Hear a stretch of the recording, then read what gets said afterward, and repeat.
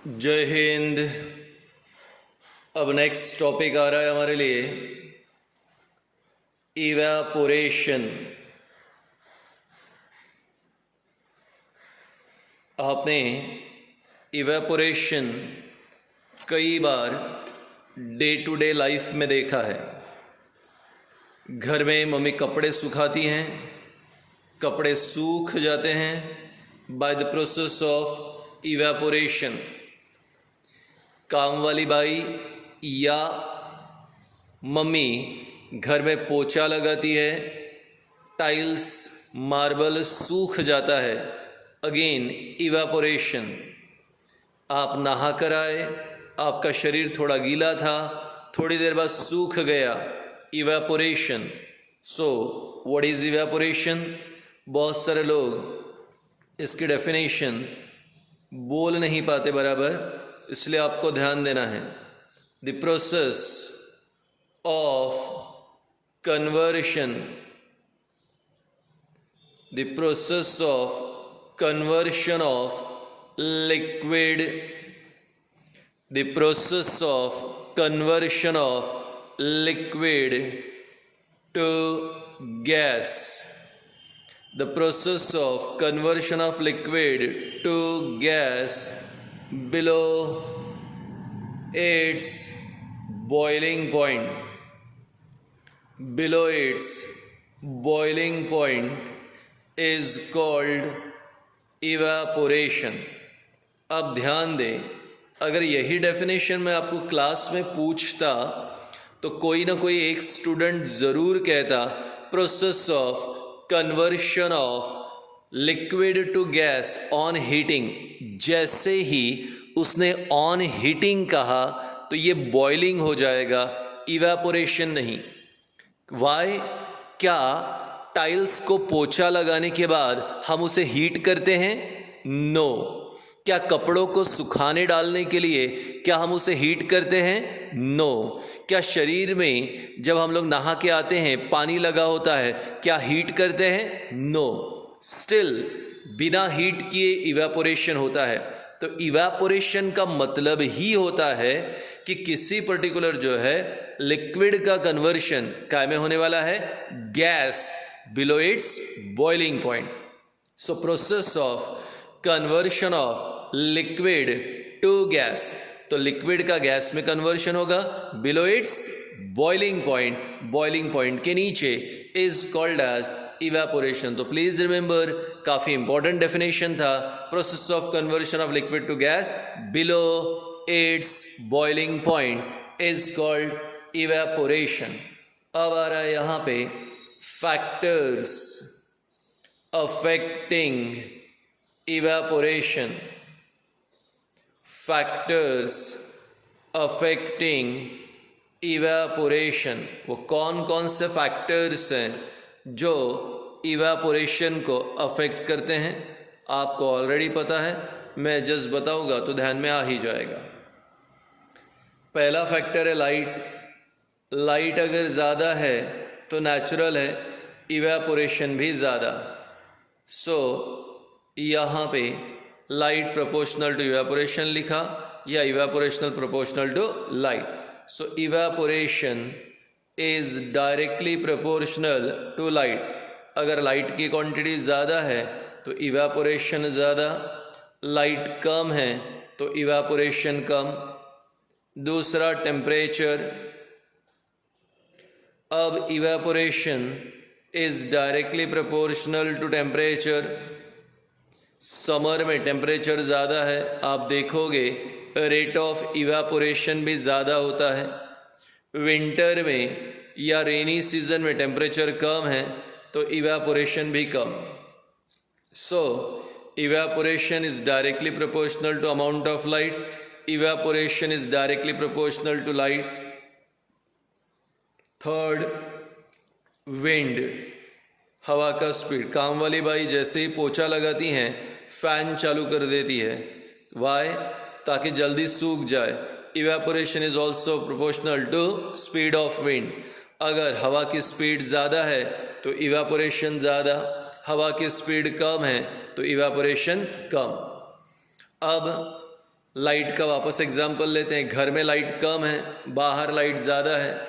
अगर घर में पोछा लगाया, आंगन में पोछा लगाया तो आंगन का जल्दी सूख गया क्योंकि लाइट ज़्यादा। टेम्परेचर, जहाँ टेम्परेचर ज़्यादा है वहाँ इवेपोरेशन फास्ट। और अभी मैंने विंड स्पीड का एग्जाम्पल दिया कि अगर 2 रूम में पोछा लगाया गया, एक रूम में फ़ैन चालू रखा, दूसरे में फ़ैन नहीं है, तो जहाँ फ़ैन चालू है वहाँ इवेपोरेशन फास्ट हो गया। चौथे नंबर पे आता है हमारे लिए ह्यूमिडिटी। अब evaporation is inversely proportional to humidity. Evaporation is inversely proportional to humidity. क्या है humidity? Amount of moisture present in liquid. Amount of moisture present in liquid is called as humidity. अगर atmosphere में already humidity ज़्यादा है, वातावरण में already humidity ज़्यादा है, तो रेट ऑफ इवेपोरेशन क्या हो जाएगा? कम। और अगर ह्यूमिडिटी कम है तो इवेपोरेशन ज़्यादा, यानी बाहर एटमॉस्फेयर में ऑलरेडी बहुत सारा पानी है, तो फिर नेचुरल पहले ही पानी ज़्यादा है तो इवेपोरेशन का रेट क्या हो जाएगा? कम। तो evaporation is inversely proportional to humidity. वापस आते हैं, process of conversion of liquid to gas below its boiling point is called evaporation।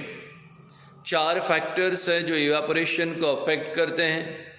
पहला, evaporation directly proportional to light, evaporation directly proportional to temperature, evaporation directly proportional to wind and evaporation inversely proportional to humidity. अब बेटा important point बोल रहा हूँ, ध्यान रखें। Evaporation always causes, evaporation always causes cooling. सो evaporation होगा तो उसके कारण क्या होगा? कूलिंग। सो इवेपोरेशन कॉजेस कूलिंग। अब आ रहे हैं एग्जाम्पल्स ऑफ इवेपोरेशन। और बोर्ड ओरिएंटेड क्वेश्चन आ रहा है, आपको बराबर ध्यान देना है। सारे क्वेश्चन जितने भी आएंगे बोर्ड ओरिएंटेड है। How water cools in earthen pot. How water cools in earthen pot मतलब क्या? मटके में पानी थंडा कैसे होता है? पाणी माठामध्ये कसं थंड होते? अब ये क्वेश्चन है, आप चाहें तो वीडियो को पॉज कर दें और पहले मम्मी डैडी से पूछ लें कि मटके में पानी ठंडा कैसे होता, और बाद में इसको सुने। चलिए देख लेते हैं। जो लोग डायरेक्ट देख रहे हैं देखिए। अब हमने पूछा कि मटके में पानी ठंडा कैसे होता है। मटका अंग्रेज़ी भाषा में earthen pot. How water cools in earthen pot, मटके में पानी ठंडा कैसे हुआ? तो अब सुनिए, अर्दन पॉट पोरस नेचर का होता है, यानी मटका ये पोरस होता है, उसमें बारीक बारीक पोर्स होते हैं। अंदर से पानी पोर्स की मदद से बाहर निकलेगा और मटके के बाहर के सरफेस पे आ जाएगा। पानी अंदर से बाहर आएगा और पानी इस प्रकार से मटके के बाहर आ जाएगा। कहाँ से बाहर आएगा? Through the pores. तो फिर से एक बार, अर्दन पॉट कैसा है? पोरस है। पोरस यानी उसमें बारीक बारीक पोर्स है। अंदर का पानी पोर्स से कहाँ पे आ गया? बाहर। हमारे घर हम मटके के नीचे एक पॉट लगाते हैं, ड्रॉप बाय ड्रॉप पानी उसमें जमा होता है। आपके भी घर होगा। तो मटके की स्पेशलिटी है कि वो पोरस है और अंदर का पानी बाहर आ रहा है पोर्स से। ठीक है, अभी पानी ठंडा नहीं हुआ। ये जो बाहर पानी है इसे इवेपोरेट होना है। बाहर जो पानी आ गया इसे इवेपोरेट होना है। ठीक है, अब अगर इसे इवेपोरेट होना है तो उसके लिए एनर्जी चाहिए, एटलीस्ट लैटेंट हीट। जब तक कि उसे वो एनर्जी मिलती नहीं है तब तक वो इवेपोरेट होगा नहीं। तो मैंने कहा बाहर, मटके के बाहर जो पानी है उसे इवेपोरेट होना है, और इस पानी को इवेपोरेट होने के लिए क्या चाहिए? एनर्जी। तो अब फिर एनर्जी लेगा कहाँ से? तो सुनो ध्यान से, बाहर वाला पानी अंदर वाले पानी से एनर्जी लेगा। बाहर वाले पानी को इवेपोरेट होना है, इस इवेपोरेशन के लिए उसे एनर्जी चाहिए। तो बाहर वाले पानी ने कहाँ से एनर्जी ली? अंदर वाले पानी से, और जैसे ही उसे एनर्जी मिली वो इवेपोरेट हो गया। तो मैंने कहा water present on surface of pot, water present on surface of pot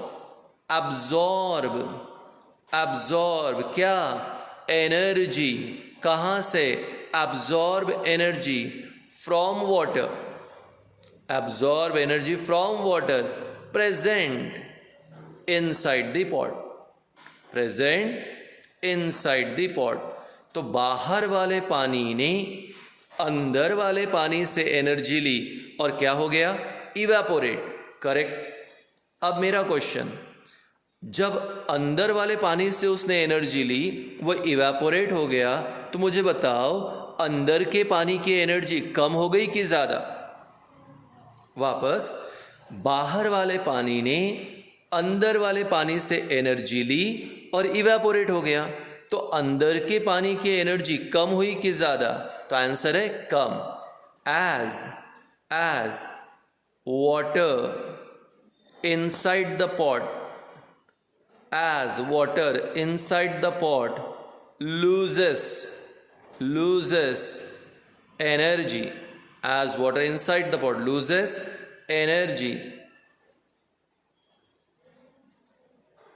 the water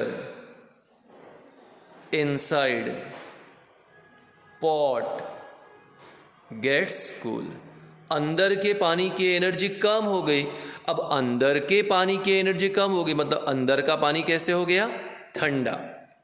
I hope अगर आपने यही क्वेश्चन अपने मम्मी पापा से पूछा होगा तो उन्होंने भी एक्सप्लेनेशन दिया होगा।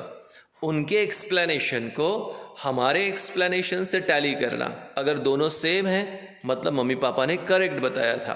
फिर से एक बार, अर्दन पॉट पोरस होता है, अंदर का पानी पोर से बाहर आता है, इसलिए मटके के बाहर ऐसे हाथ लगाने पर हमें मॉइस्ट फील होता है। बाहर वाले पानी को इवेपोरेट होना है और इस इवेपोरेशन के लिए उसको एनर्जी चाहिए, इसलिए बाहर का पानी अंदर के पानी से क्या लेता है? एनर्जी। बाहर का पानी अंदर के पानी से एनर्जी लेगा और इवेपोरेट हो जाएगा। अब अंदर के पानी की एनर्जी कम हो गई तो अंदर का पानी क्या हो गया? कूल। तो क्वेश्चन था, बोर्ड में आया, how water cools in earthen pot. सुने, earthen pot is porous in nature, it shows enormous pore in it. When water is poured in pot, the water comes out of the pore on the surface of pot. The outer water need energy to get evaporated. The water present on surface of pot absorb the energy from water present inside the pot and gets evaporated. As the amount of energy within the pot decreases, the water gets cool.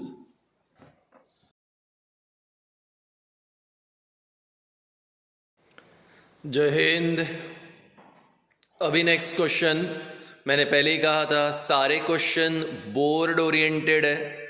दूसरा question आ रहा है, why we feel cool when alcohol और acetone is placed over hand. अगर हाथ पे alcohol डाल दिया या थोड़ा एसीटोन डाल दिया तो हमें वहाँ पर ठंडा फील क्यों होता है? एसीटोन नहीं समझा? एसीटोन का मतलब होता है थिनर। अभी भी नहीं समझा? एसीटोन यानी थिनर। मम्मी को पूछो, मम्मी बताएगी नेल पॉलिश रिमूवर। मम्मी का जो नेल पॉलिश रिमूवर है ना, उसे ही एसीटोन या थिनर कहते हैं। अल्कोहल, स्पिरिट वगैरह, ये कॉमन चीज़। तो मैंने हाथ पे स्पिरिट डाला, अरे जाने दो ना, आप तो कॉमन है, आजकल का कॉमन एग्जाम्पल, अभी आप हैंड वॉश करते हो ना यहाँ सैनिटाइजर से, उसमें अल्कोहल ही होता है, तो उसको हाथ पे लगाने के बाद हमें कैसा फील होता है? ठंडा। क्वेश्चन यही है, why we feel cool when alcohol और acetone is placed over hand. तो अल्कोहल को या एसीटोन को हाथ पे डाला तो हमें ठंडा क्यों लगता है? चलिए देखते हैं। अब ये है हमारे लिए हाथ, और हाथ पे हमने यहाँ पर डाल दिया अल्कोहल। जैसे ही अल्कोहल डाला तो 10-15 सेकेंड में हमें वहाँ ठंडा लगता है। वाई? चलिए देखिए, ये जो अल्कोहल है इसे इवेपोरेट होना है। अब अल्कोहल को अगर इवेपोरेट होना है तो उसे क्या चाहिए?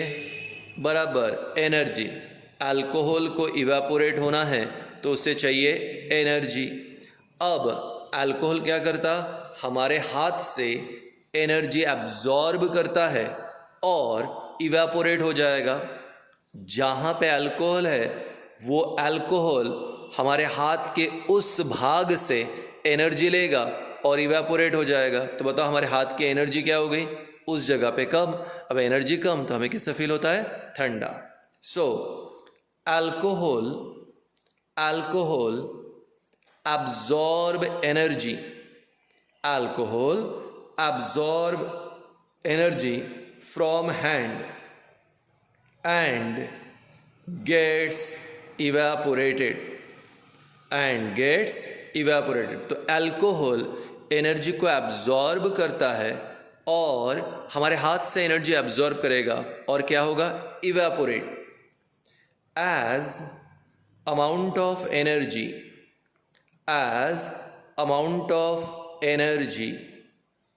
in that part of hand,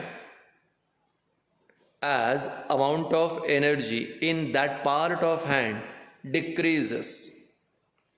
जैसे ही अमाउंट ऑफ एनर्जी हाथ के उस भाग से कम होती है, as the amount of energy in that part of hand decreases, we feel cool on that part. तो क्या हुआ यहाँ पे? अल्कोहल का हाथ पे डाला, अल्कोहल ने क्या किया? एनर्जी एब्जॉर्ब की। कहाँ से एनर्जी एब्जॉर्ब की? हाथ से। क्या हो गया? इवापोरेट। तो जब अल्कोहल इवापोरेट हो गया तो उसने हाथ से एनर्जी निकाली थी, तो हाथ में यहाँ पे एनर्जी क्या हो गई? कम। एनर्जी कम तो हमें कैसे फील हो रहा है? कूल। तो अब ये कंफर्म हो गया कि जब इवेपोरेशन होता है तो कूलिंग इफेक्ट होता है। पहले केस में भी हुआ, मटके वाले एग्जाम्पल में इवेपोरेशन हुआ, पानी ठंडा हो गया।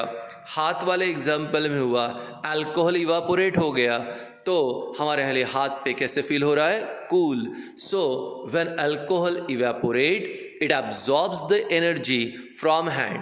As the amount of energy in hand decreases, we feel cooler. Next example आ गया, why we feel cool on sweating. Why we feel cool on sweating. पसीना आने पर हमें ठंडा क्यों लगता है? अब नेचुरल है, जब टेम्परेचर ज़्यादा हो जाता है तो हमारा शरीर स्वेट तैयार करता है। क्वेश्चन पूछा पसीना आने पे ठंडा क्यों होता है, ठंडा क्यों फील होता है?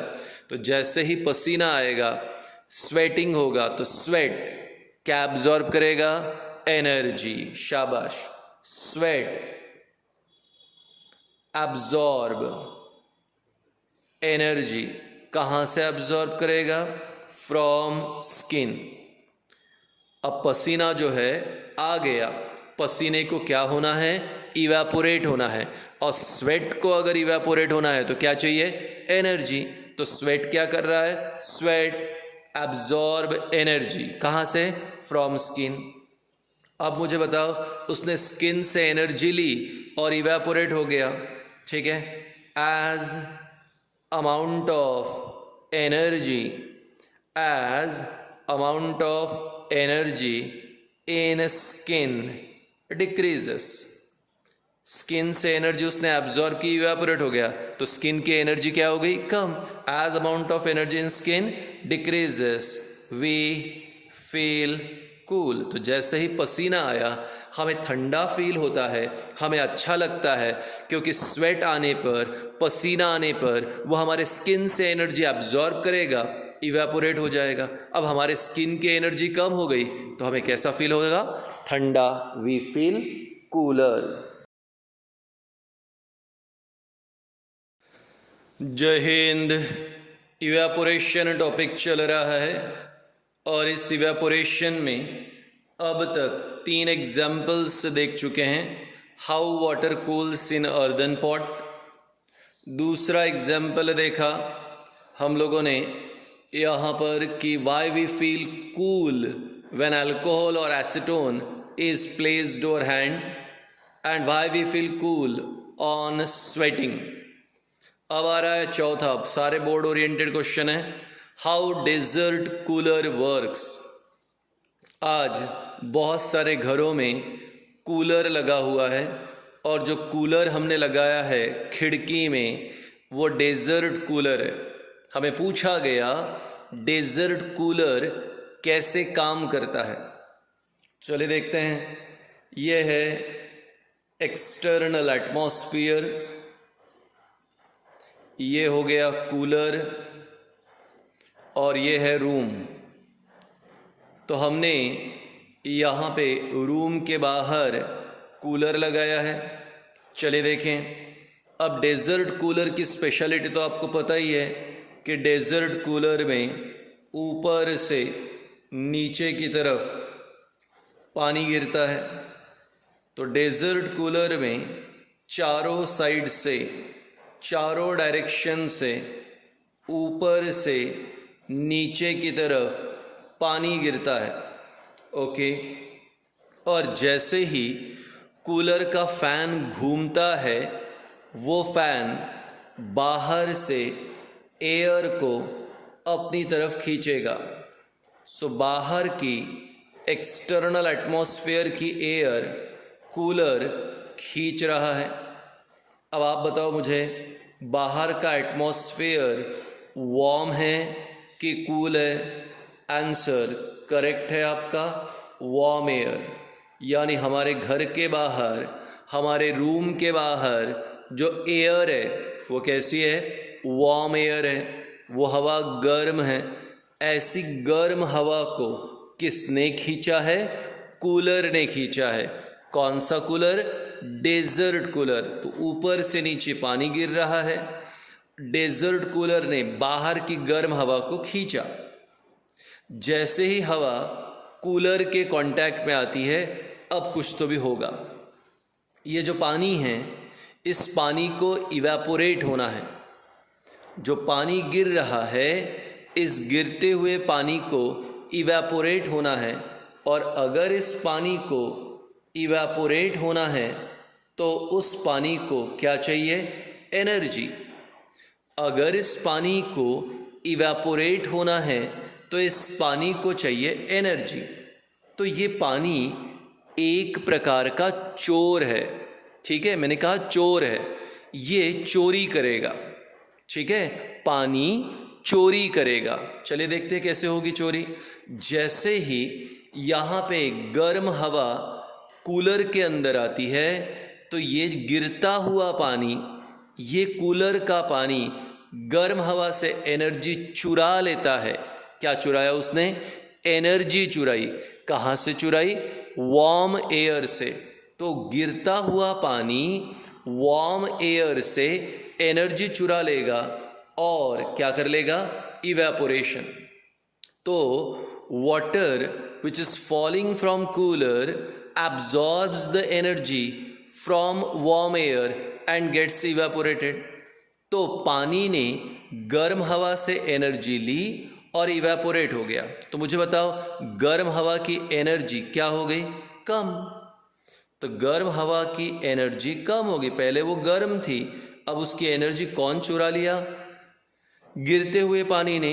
क्या हो गया पानी का? इवेपोरेशन। तो वार्म एयर की एनर्जी कम हो गई, तो warm air becomes cool air, और जो डिवाइस कूल एयर देता है उसे क्या कहते हैं? Cooler. The machine which gives cool air, the device which gives cool air is called cooler. तो अब देखो ये कूलर है, कूलर में से नीचे क्या गिर रहा है? पानी।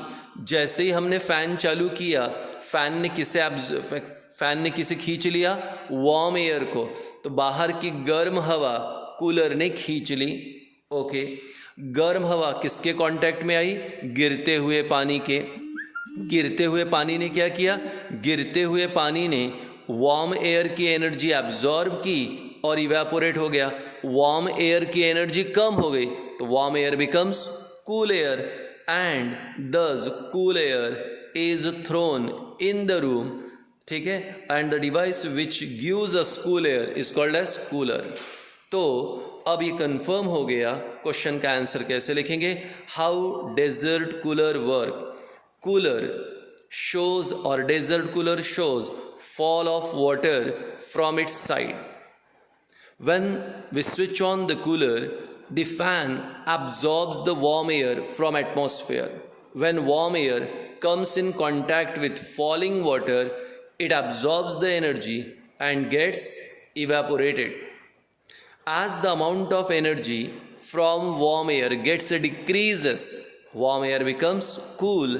Thus we get cool air in room, and the device which gives cool air is called cooler. तो सादी भाषा में पानी गिर रहा है, गिरते हुए पानी ने उस गर्म हवा की एनर्जी एब्जॉर्ब कर ली, इवेपोरेट हो गया। गर्म हवा की एनर्जी कम हो गई तो गर्म हवा क्या बन गई? ठंडी हवा, यानी गर्म हवा की एनर्जी कम तो ये बन गया कूल एयर। दैट इज, यहाँ पे कूलर का काम है कूल एयर देना। अब आपको मैंने कहा कि पानी इवेपोरेट होता है, यही वो रीज़न है कि 4 या 6 घंटे के बाद कूलर का पानी क्या हो जाता है? कम। क्यों कम हो गया? क्योंकि हर बार गिरता पानी एनर्जी एब्जॉर्ब करेगा, इवेपोरेट हो गया। 4-6 घंटे में कूलर का पानी कम होता है, इसलिए हमें फिर से कूलर में पानी डालना पड़ता है। गाँव में रूरल प्लेसेस में आज भी लोग समर में अपने आंगन में पानी को स्प्रिंकल करते हैं। क्वेश्चन आएगा, Y water is sprinkled on ground और रूफ इन समर? छत पर या ग्राउंड पर समर में पानी क्यों मारा जाता है, पानी क्यों स्प्रिंकल किया जाता है? तो वेरी सिंपल, बहुत सारे लोग गांव में छत पर सोते हैं। अगर वो छत पे अगर सो रहे हैं तो स्लैब या छत गर्म होने के कारण बराबर नींद नहीं आएगी, तो छत पे पानी मारते हैं। पानी क्या करता है? छत से एनर्जी को एब्जॉर्ब करता है, इवेपोरेट हो गया। तो बताओ छत की एनर्जी क्या हो गई? कम। तो छत कैसा हो गया? ठंडा। और ठंडे छत पे सोने से अच्छी नींद आएगी। यही बात आंगन में लोग पानी मारते हैं, तो जैसे ही पानी मारा तो पानी ने आंगन से एनर्जी निकाली और इवेपोरेट हो गया, तो आंगन की एनर्जी कम हो गई, तो आंगन क्या हो गया? ठंडा। इसलिए शाम में वहाँ बैठने पे ठंडा फील होता है। ये भी क्वेश्चन आएगा कि why we sprinkle water on roof और ग्राउंड इन समर। आखिरी क्वेश्चन, ये क्वेश्चन आया है कि समर में कॉटन कपड़े क्यों पहनना चाहिए? Why cotton clothes are preferred in summer? The answer, cotton clothes are good absorber of sweat. Cotton clothes are good absorber of sweat. तो कॉटन क्लोथ स्वेट को एब्जॉर्ब करेगी। आप तो जानते हैं जब स्वेट हमारे शरीर पे तैयार होता है तो स्वेट क्या करेगा?